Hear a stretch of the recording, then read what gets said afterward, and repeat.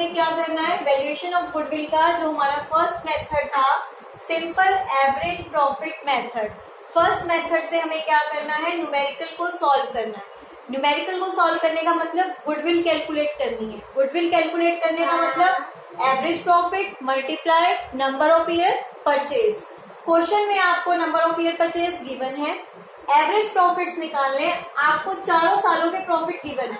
2014-15 में प्रॉफिट है 22,000, 15-16 में 6,000 ब्रैकेट में है, दैट मीन्स ये लॉस है।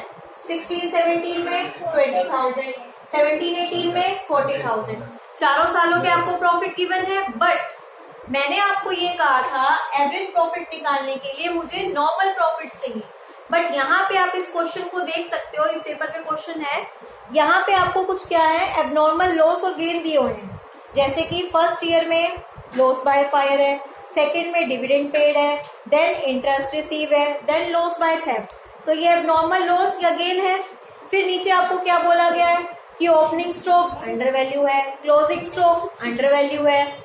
एक मशीनरी खरीदी, एक मशीनरी खरीदी, मशीनरी को खरीदना क्या होता है, कैपिटल एक्सपेंडिचर।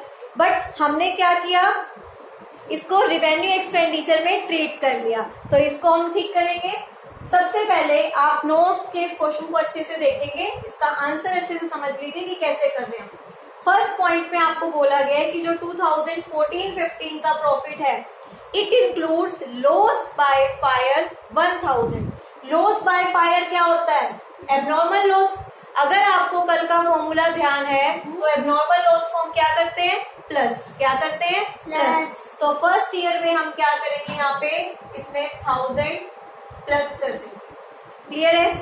सेकंड में आपको बोला it includes dividend paid. Dividend paid भी क्या होता है आपका, एबनॉर्मल लॉस। कितने का है, 5000। तो यहाँ पे 5000 प्लस कर देंगे। ये भी एबनॉर्मल लॉस है, ये भी एबनॉर्मल लॉस है। इस साल में इसको प्लस कर दिया, इस साल में इसको प्लस कर दिया। थर्ड ईयर में कहा गया इंटरेस्ट रिसीव्ड। इंटरेस्ट रिसीव क्या था हमारा, एबनॉर्मल गेन। और एबनॉर्मल गेन को हम क्या करते हैं, माइनस। कितने का है हमारा एबनॉर्मल गेन, 3000। इसको हमने क्या कर दिया, माइनस कर दिया। उसके बाद 4 ईयर के प्रॉफिट में आपको क्या दिया हुआ है, लॉस बाय थेफ्ट, चोरी हो गई, एबनॉर्मल लॉस। एबनॉर्मल लॉस को क्या करेंगे, प्लस। कितने का है, 2000। तो 2000 हमने यहाँ पे क्या कर दिए, प्लस। क्लियर है आप सभी को। इसके बाद आपको कुछ और इन्फॉर्मेशन दी हुई है। आपको कहा गया है ओपनिंग स्टॉक ऑफ 2015-16। ध्यान से सुनेंगे, ओपनिंग स्टॉक 2015-16। जो 2015-16 का ओपनिंग स्टॉक है वो क्लोजिंग स्टॉक होगा किसका, 2014 एंड 15 का। जो 2015-16 का ओपनिंग स्टॉक है वो क्या होगा, इससे पहले वाले साल का क्लोजिंग स्टॉक। क्योंकि ये देखो, साल शुरू होता है 1 अप्रैल, खत्म होता है 31 मार्च। 31 मार्च को खत्म हुआ तो अगली डेट पे अगला साल शुरू हो गया।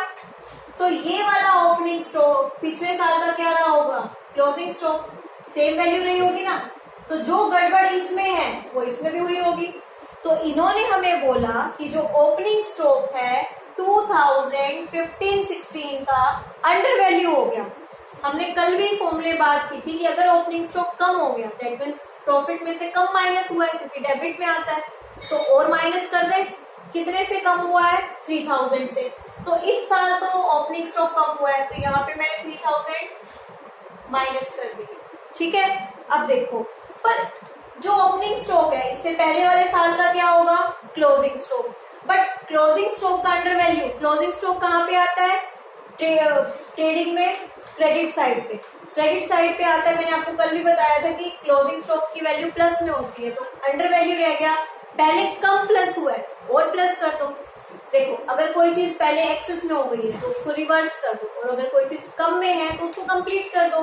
पहले कम ऐड हुआ है तो अब ऐड कर दो 3000।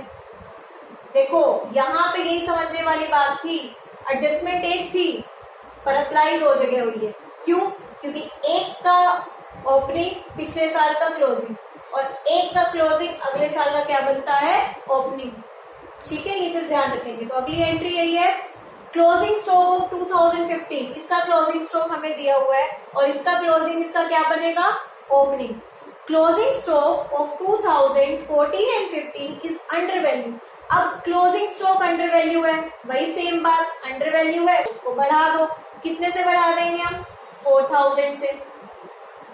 अब वही समझने वाली बात है कि जो इधर क्लोजिंग स्टॉक है वो इधर आके ओपनिंग, और अगर ओपनिंग स्टॉक अंडर वैल्यू है, ओपनिंग स्टॉक कहाँ होता है, डेबिट में। डेबिट में प्रॉफिट क्या होता है, माइनस होते हैं खर्चे, तो 4000 से इसको क्या कर देंगे, कम। यहाँ तक की एंट्रीज आपको समझ आ गई। ये सारी मिलावटें थी या जो भी अशुद्धियां थी, गलतियां थी, वो हम ठीक कर रहे हैं प्रॉफिट्स में।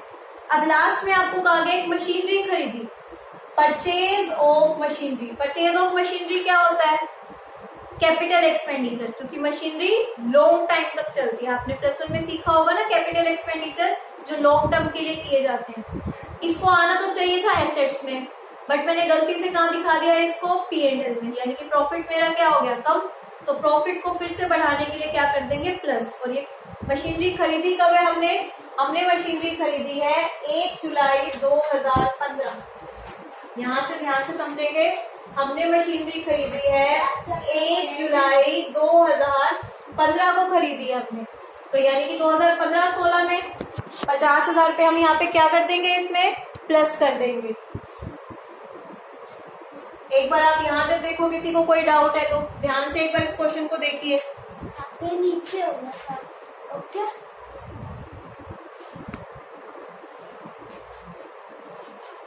कोई डाउट लग रहा है आपको? जो भी एबनॉर्मल लॉस थे मैंने उनको क्या कर दिया, प्लस कर दिया। एबनॉर्मल गेन को माइनस कर दिया।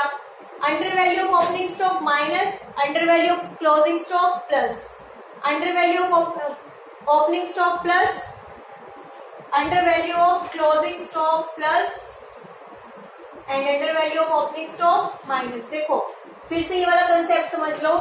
इस साल का क्लोजिंग स्टॉक पिछले साल का क्या रहा होगा, ओपनिंग, और इस साल का क्लोजिंग आने वाले साल का क्या बनेगा, ओपनिंग स्टॉक। ये क्लोजिंग है तो ये ओपनिंग। मशीनरी को हमने पहले डेबिट कर दिया है, अब क्या कर देंगे, हटाने के लिए इसको दोबारा से प्लस कर देंगे। अब एक बात देखो, जो मशीनरी मैंने 1 जुलाई 2015 को